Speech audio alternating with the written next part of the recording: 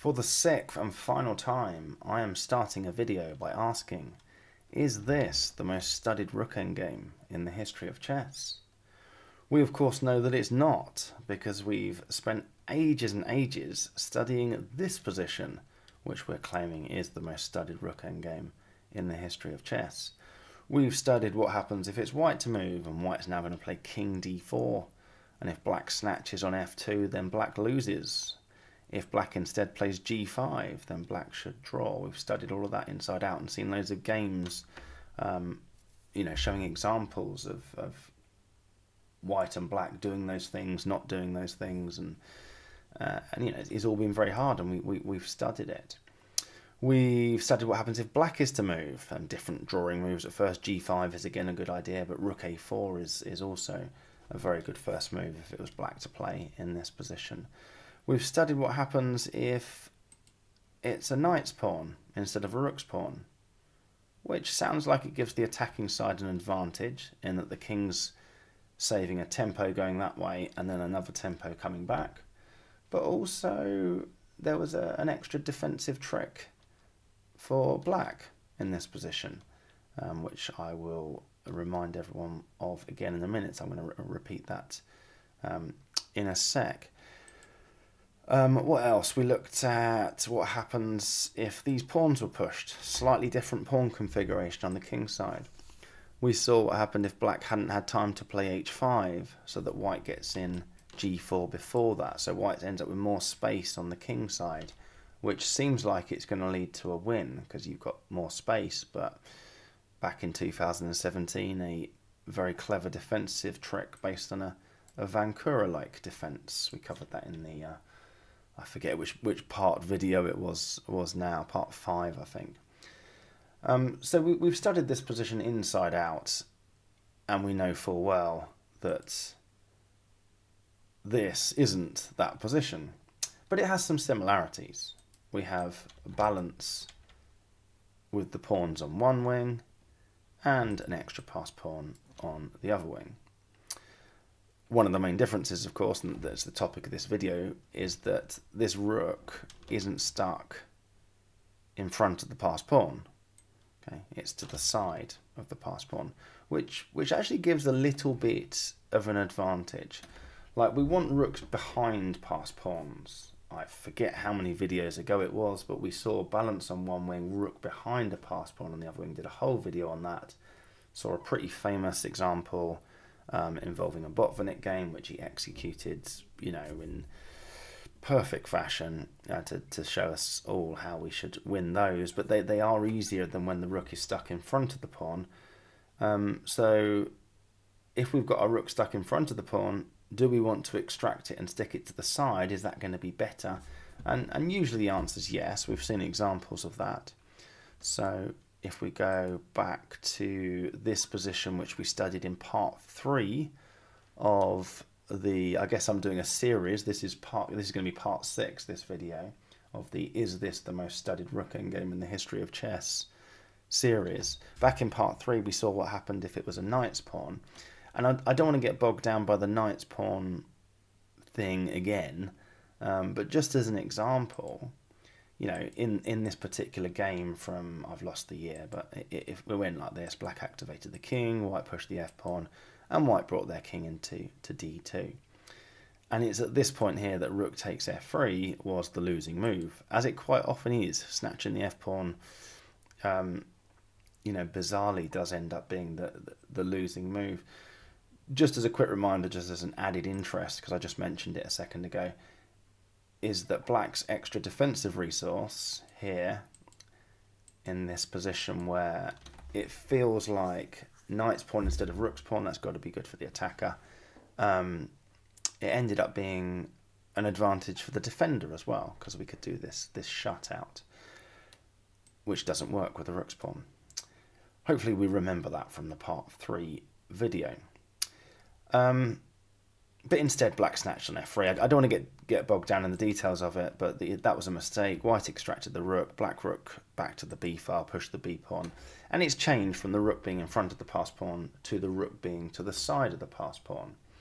Now, how white went on to win this game, go and check out the part 3 video again. There's some really clever moves that follow. There's some real nuances to the position. Interference is the main theme. That's the main way that white wins these positions. The rook's already extracted, and it's going to be a case of, at some point, getting the king to the c-file and delivering some sort of check and interference.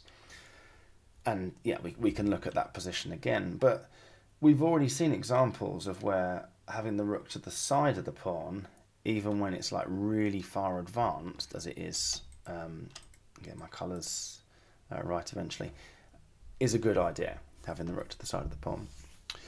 So back to the opener to this video. Now this is a game from 1937, and Dvoretsky talks about if your passed pawn, which is here on a7, hasn't got very far, then it's probably a good idea anyway to have your rook defending it, because the balance on the other side means that your rook's going to be defending those pawns at the same time. If you've got balance on one side of the board, you know, your pawns are probably going to be on, what, the second, third, fourth, you know, maybe as far as fifth rank, because they're being, you know, held up by enemy pawns. So if you want to defend those pawns laterally, and then also defend your passed pawn from the side, so also laterally, then yeah, your rook's gonna have to be that the case your passed pawn's not very far up the board. That's the idea. So how did Black win this game? It's really well demonstrated, actually, how Black won this game. It's really good technique, and also demonstrates the sort of the do not hurry principle. I liked it, the do not hurry principle in endgames, I think, features here. Rook f5, attack the h-pawn, and also defend the a5 square, ready to push the black a-pawn to a5. White very sensibly defends the h5 pawn with tempo, hitting the rook, but rook g5. White comes in and defends the g4 pawn that was being hit, and also you want to get the king over to the king side. But we can see that the black rook is already defending everything. And then the plan for black is to push their a-pawn up to a5, which they do now. If white does nothing, we just march the king to b2. It's a very simple winning plan. And to be honest, white's not really got anything against it. King f3, black king comes in. White rook to a4, king b6, defending the a-pawn. I suppose freeing up the rook somewhat. King e3. Notice how white played rook a4 to defend the g-pawn before playing king e3. But even if they played those moves the other way around, I don't know whether it would have been a good idea for black to snatch on g4. Probably not. Probably would transpose, and black would have played king b6 anyway. Now, what would you play here as black? You could pause the video and decide if you wanted to. What's the best way to, you know, really control this endgame as this white king tries to get over to help the rook stop that a-pawn. So in the game, rook d5 was played, which is just an excellent move. We're still defending the a-pawn laterally, and we're also now cutting off the white king's attempt to get over there.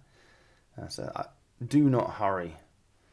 And if the white king comes to e4, then we can play rook b5, threatening the rook swap.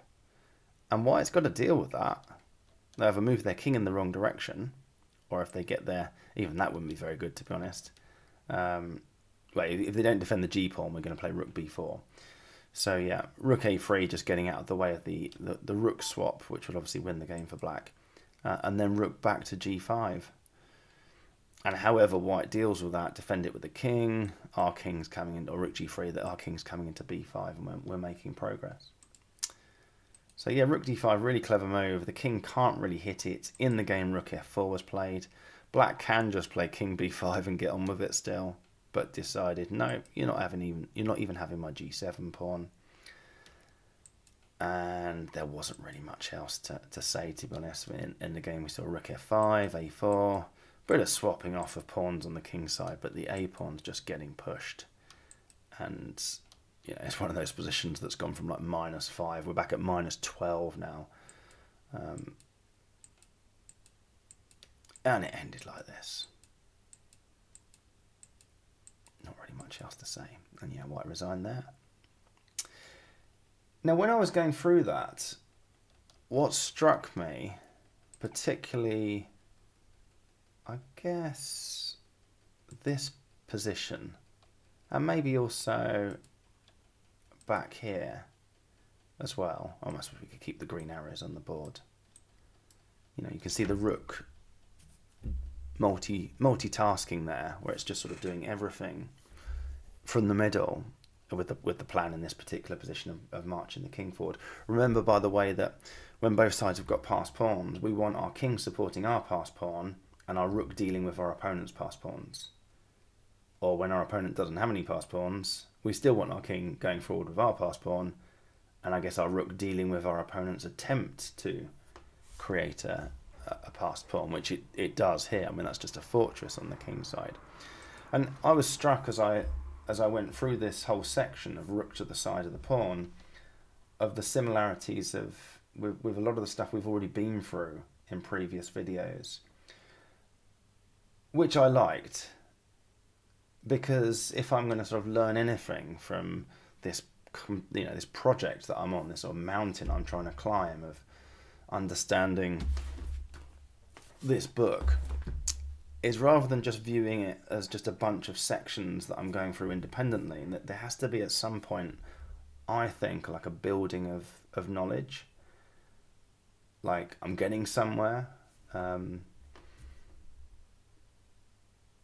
Yeah, and it made me feel like I was getting somewhere. I was sort of consolidating knowledge. I mean, just as an aside, I'm also finding that I'm just forgetting so much. So I should have done this when my brain cells weren't departing from my head at a rate of knots, having turned 48 just a couple of days ago.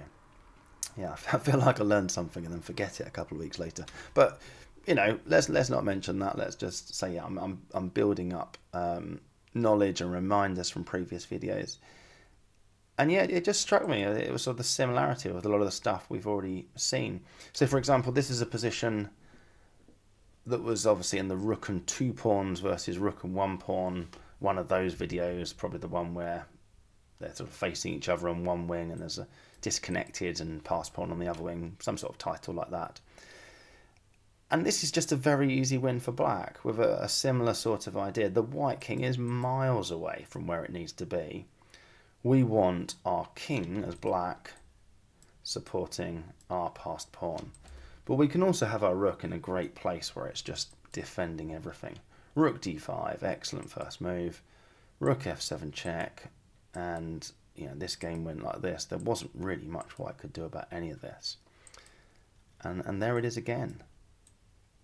The rook's just defending everything and cutting off the white king. This is completely hopeless for white.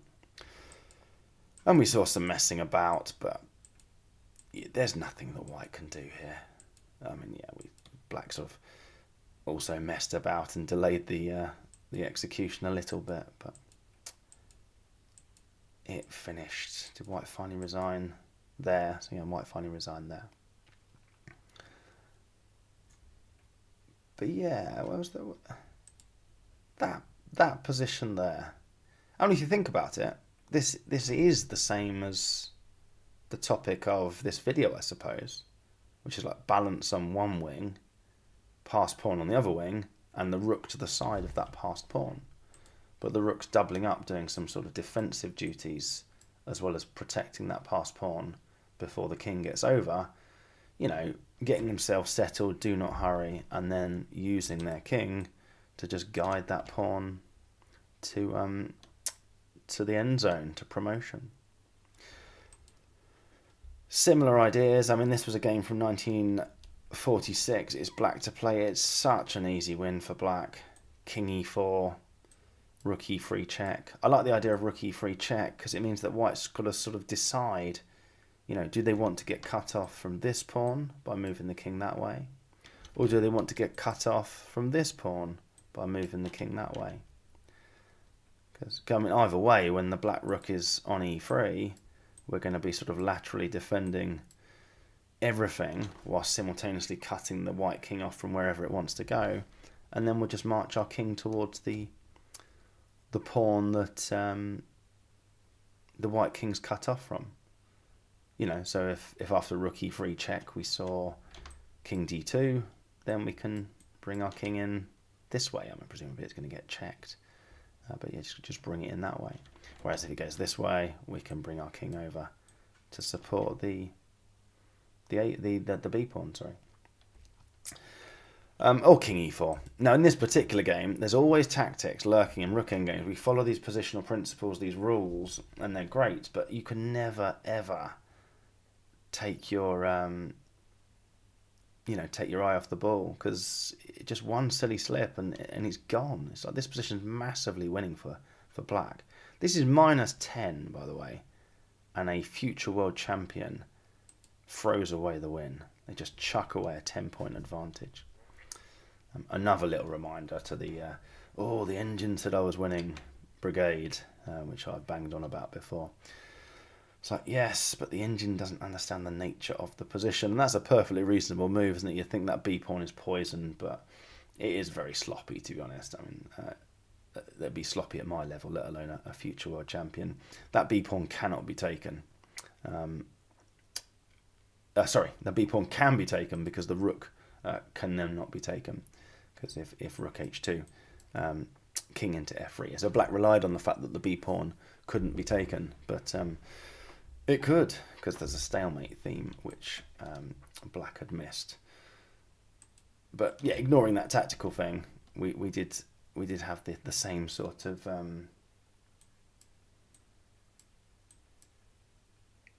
that geometric visual, what's the word, thing.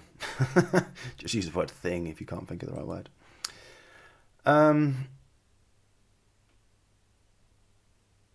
Yeah, this one's from 1968. Sorry, I was still trying to think of the word there and couldn't. It's white to play, obviously. White's in check, and we're going to see the same thing. You know, the white king moves. If the black king comes over to win the h-pawn, we can just see rook d4 check, and the same sort of lateral defense of both pawns. But white just loses concentration. You can't take your eye off the ball. Rook endings, there's always tactics lurking. King g4. In the game, white didn't now play rook d4 check because they now realised the mistake they'd made. Rook d4 check. Oops. And you can't play c4. Because black just takes it. But you wanted to play c4. Look at that. It's such an easy win. Annoyingly, the black king is stalemated.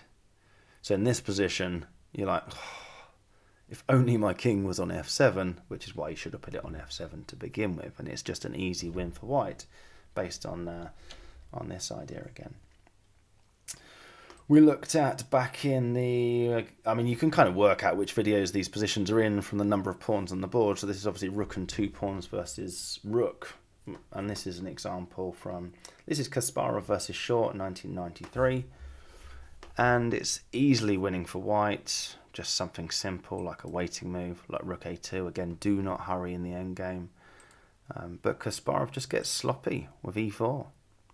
And this position is now a draw. I mean, Short returned the favour with king e6, which is... I mean, you might as well just resign if you're going to play that move. I'm not even sure what the point of playing that move was. Yeah, he missed a chance to this is sort of getting away from the theme of the video, but he missed a chance to play rook c5, and the point is that black can snatch the e-pawn and get back in time. Even rook a8 is a draw here, just out of interest, but you should just put the white king further away. The white rook's going to come to a5, but it's just a draw for black. They can march their king over, and it's fine. It was even fine with the white king still on a bit closer on g4. None of this is particularly relevant to this video though, so let's not get sidetracked by it. The point was that after e4, Short didn't play rook c5, I mean, he played this king e6, and it's just over. I don't know why he bothered carrying on. He might as well resign rather than playing king e6. By the way, I know I'm talking about arguably the greatest British chess player of all time here, and I'm fully aware that if I was to play him now, he would wipe the floor with me. But that's not going to stop me saying, well, that's a bad move. That is a bad move. You either resign if you. I mean, he probably was effectively resigning his head, or try and find something. And then there was a drawing move on the board. So yeah, it's a totally pointless move. Yeah, the game continued like this. So how is it relevant to this video? Rook e5 attacks the e-pawn, and Kasparov plays this. There we see it again. That geometric thing, visual thing, I'm calling it. That sort of T shape. The white rook can't be touched. It cannot be attacked. And this is so simple. And yeah, black did resign in that position.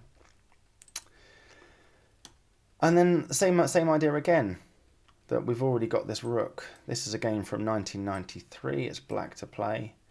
We've already got the rook defending both pawns. Now this time the white king isn't really cut off because the white king's in the right place. It's behind the passed pawn. And white's got another advantage here, which is that their rook's stopping the black rook from moving off the fifth rank because we're hitting the b pawn, and stopping the black king from crossing the sixth rank. Because as a general rule, what you do is if you can't cut off the enemy king from getting over to help in the defense of your passed pawn, then you make a beeline for the other pawn, which then the king, that's how you win these. The problem you've got here is, of course, that you can't cross the sixth rank. Now, this next move of black's was really clever, because they're saying, okay, white's rook's optimally placed, and so's their king. So let's make them make a move. It turns out that rook c4 would just blunder away. Would you think that's black's only plan, by the way, isn't it, to go after the g pawn with the rook? Rook c4 would just blunder away the draw, because the point is after the b pawn gets snatched, the black rook's hit, and so you have to take on g4 straight away, and this just leads to a draw. Okay, so don't do that. Instead, you play king g7, and it makes white make a decision. If king b4, then you can play rook c4 check.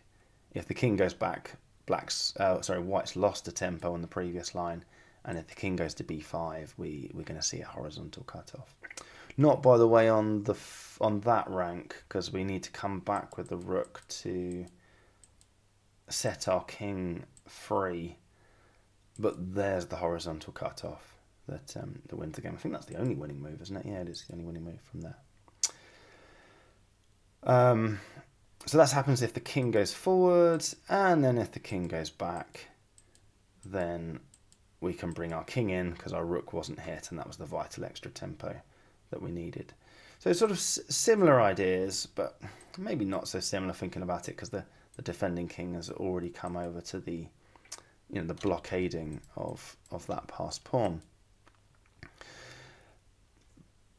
But yeah, going back to the opening position of this video, which was here, and in particular this position, where the black rook's defending the passed pawn, and also, well, it's not laterally defending its pawns that are on the other side of the board, but it is, where did we get to?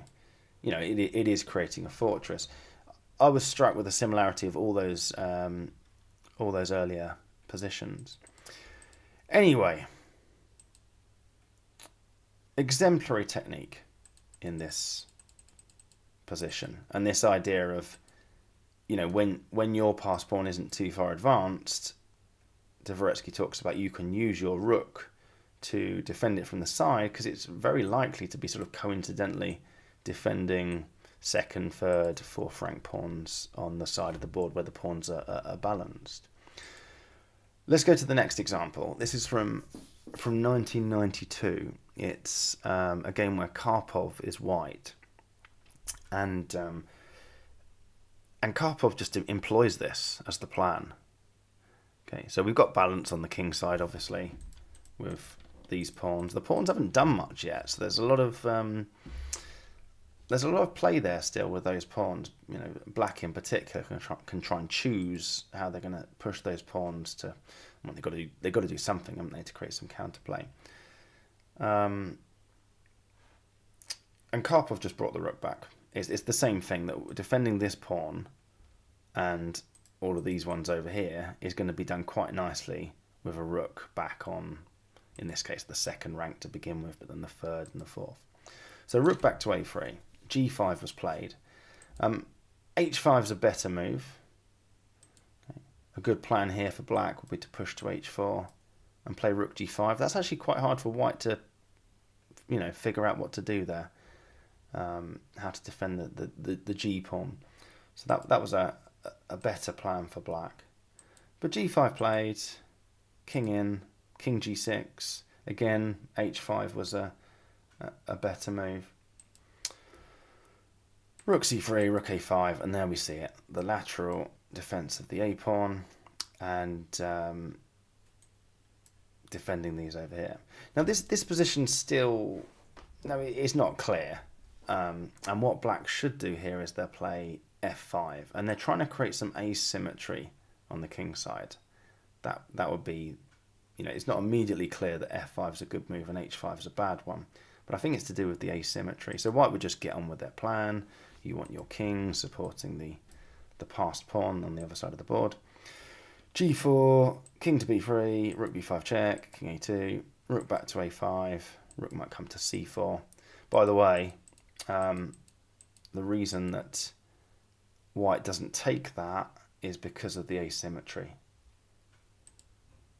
Okay, so as soon as we see this, the engine's just given that as completely drawn now, because black's got the asymmetry they need to create enough counterplay to make it, just incredibly hard for white to win that. So yeah, not taking on g4, but instead ignoring that, so that black doesn't have any asymmetry on the king side, but does have sort of things to play with over there now.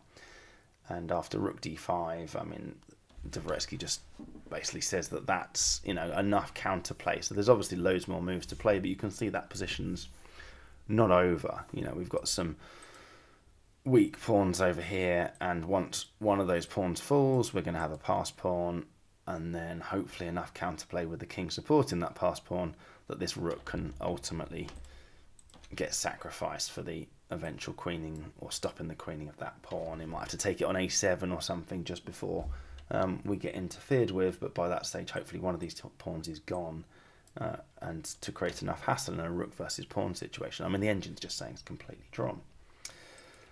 But black didn't do that. Black played h5, and Karpov now played king c2. I'm trying to find the move where he gave it a dubious. I wonder if it's already been played.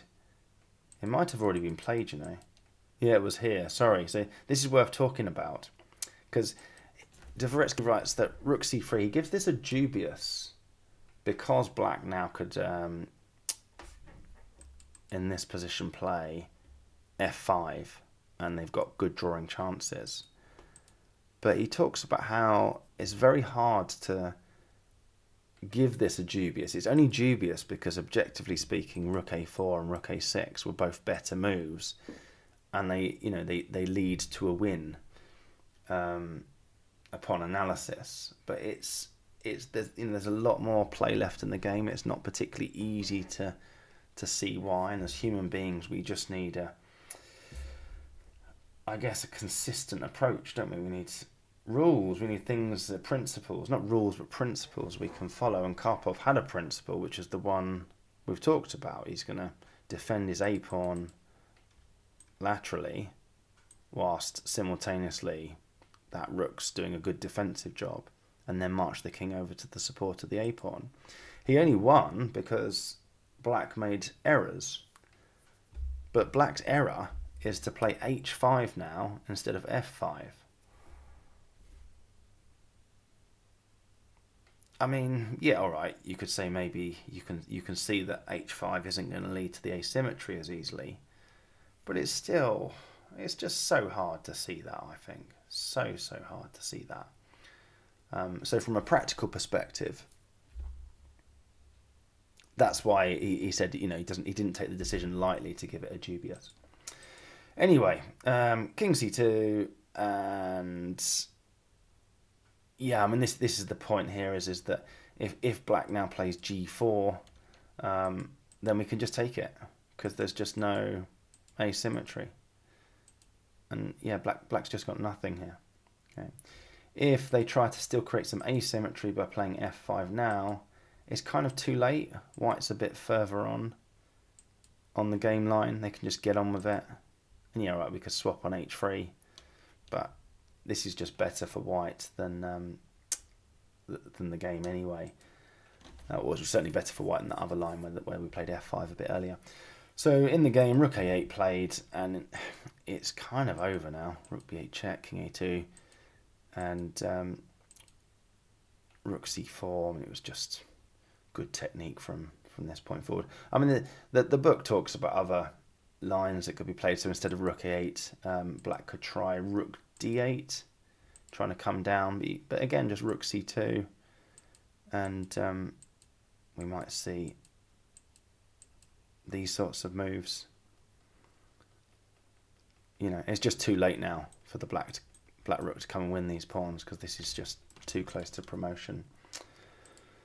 So yeah, rook a8 played, rook c4, f5, and again, you know, like rook e8, we can just play king b3, and if black comes down for these pawns, I mean, it's a good idea to come for these pawns whilst this is so far from promotion, but we can still defend them at the moment with rook c2, rook e4, a4.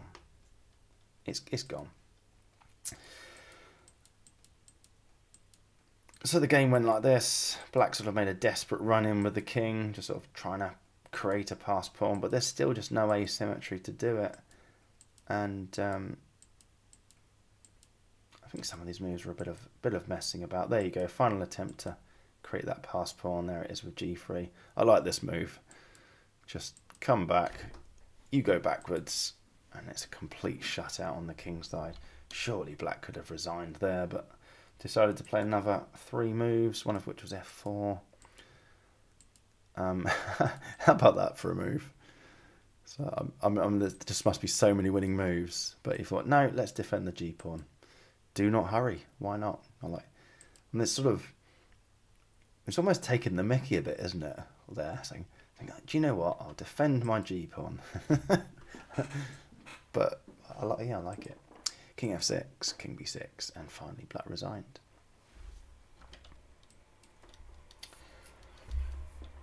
Right, next. This is a game from 1953. It is black to play. You can think about what your drawing plan might be here as black. This ended up in the tragi-comedies section. I mean, just rook a2 check.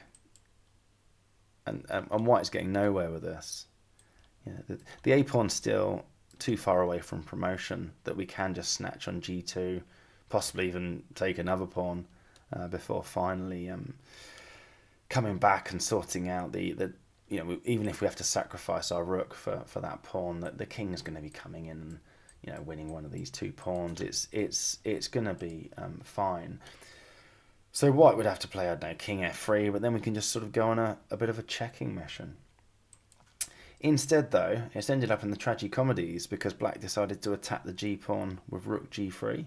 I guess expecting king f2 and rook back to a3, something like that perhaps. But I can't believe that was a nasty shock. I mean, they must have seen that move. It's a pretty bad oversight, to be honest. I think this was also this game involving a world champion. I can't remember where he was the person that played that move. I think he was, actually. Don't know if he was world champion at the time, but yeah, that's a pretty poor move, isn't it? Because all of a sudden, that's just now won. We've got the same sort of thing going on. The rook's defending that pawn from the side, whilst at the same time it's just a complete fortress on the king side. I mean, there's just nothing that black can do over here. If they played, I don't know, rook c3, so I'll come back to why they might want to play rook c3 in a minute. But even if they go after one of these two pawns, we've got the simple g3 going on. Yeah, so why might they want to play king c3? Well, they didn't play it in the game. Rook c3, sorry. It's the same sort of idea. We want to. White's winning plan is very, very simple, and it's going to march the king over to the support of the a pawn. You know, you want your king in support of your passed pawn. When you've got passed pawns, you move your king towards the passed pawns and leave your rook to deal with the opponent's passed pawns. Or in this case, we leave our rook to just completely form a fortress where the opponent can't do anything on the other side of the board. So yeah, black's plan is to at least stop the white king getting over there. And if the a pawn gets pushed, then we could come back. And white couldn't defend that a pawn, in fact. That'd probably be a draw. But yeah, white just completes the fortress after that rook c4 move, g3. There's just literally nothing undefended on the king side, and we just march the king forward to d4. And the rook can come to c5, and it's, yeah. G pawn can go now, but it couldn't get taken there because of rook a5, and it's gone. Okay. So in the game, king f7 was played. I mean, this is also gone, and white just gets on with the plan of bringing the king over. Completes the fortress, king up. Oh yeah, so this king b4. So it's not actually completely clear how white makes progress here, because the king's sort of shutting out the black king's shutting out the white king.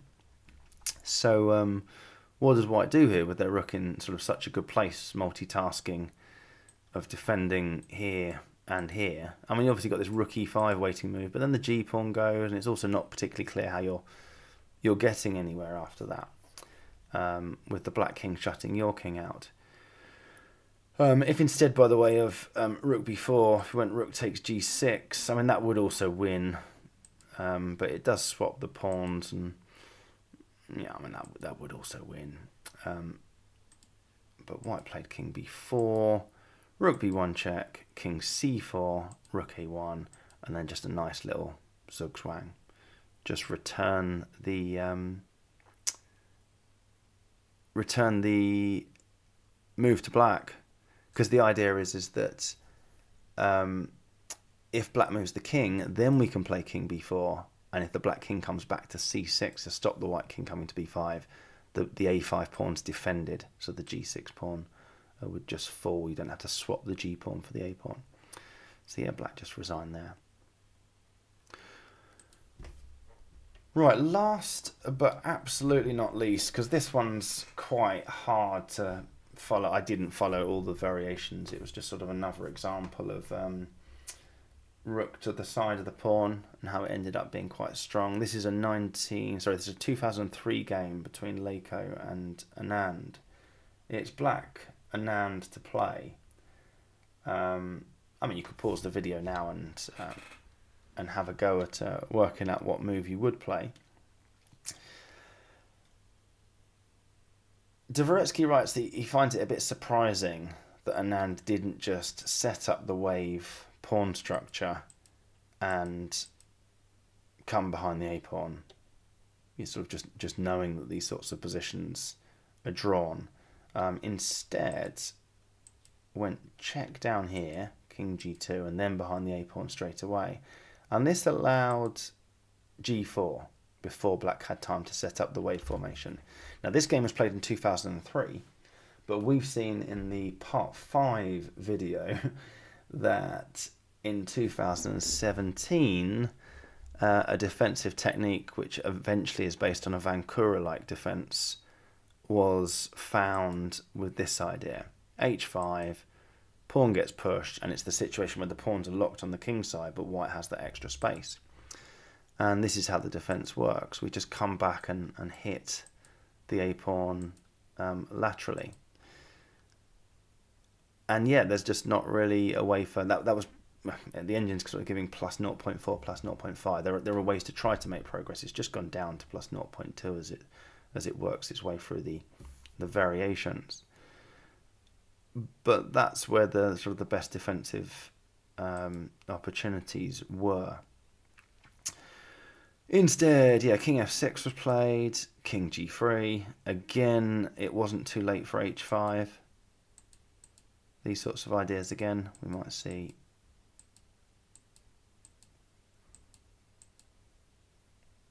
These sorts of moves. Engine says just 0.0. Rook c1, and then the rook's extracted itself from the side of the pawn. g5, rook f5 check, king g6, h5 check, king back to g7. And then we have it again. Just massive multitasking thing. The white's defending the a pawn. It's just doing everything it needs to do on the king side. And we just bring the king over. There's just very little that black can do about this. There's the fortress complete on the king side. Got to do something about the fact that our king can't cross the e file at the moment. Bit of messing around went on in the game here. Not quite sure. I think it was that sort of a triangulation attempt. There you go. Finally, we have a challenge on that rook, and that a7 push forces the black rook off the e file. So now the white king can just move its way over. And then up the board. Sort of a threat to do, was it plan 2, where you swap the a pawn for loads of black's kingside pawns. Anand came back and defended the f6 pawn. King b5, rook a2, king b6, and yeah, black played king d5 and at the same time resigned.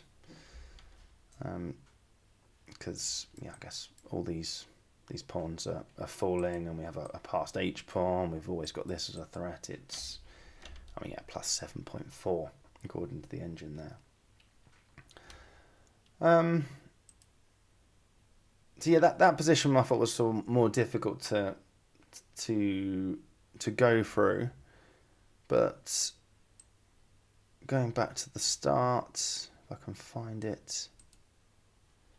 You know, is this the most studied rook endgame in the history of chess? Well, no, we know it's not.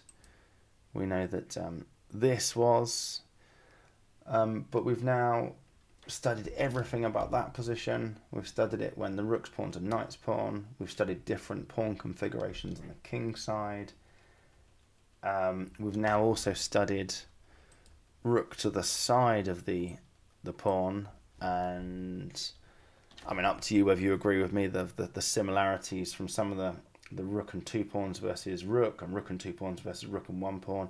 All those ideas, they came back to me and made me feel as if I was like solidifying knowledge. It was all building together. You might just be thinking, no, just thought it was gibberish, in which case, sorry, go and watch someone else's videos, I suppose. I don't think I've got anything else to say on that. That's the end of the is this the most studied rook endgame in the history of chess series. All those sections from the Dvoretsky endgame manual, and incredibly, I'm coming to the end of the rook endgame. These are the mountain that is studying rook endgames in the Dvoretsky endgame manual. There's still 2 or 3 sections to go, which are all about general principles when there's rooks and many pawns on the board, so I'll go through those as well. But yeah, it feels like it's we can see the top of said mountain. Hope everyone liked that little mini series within it.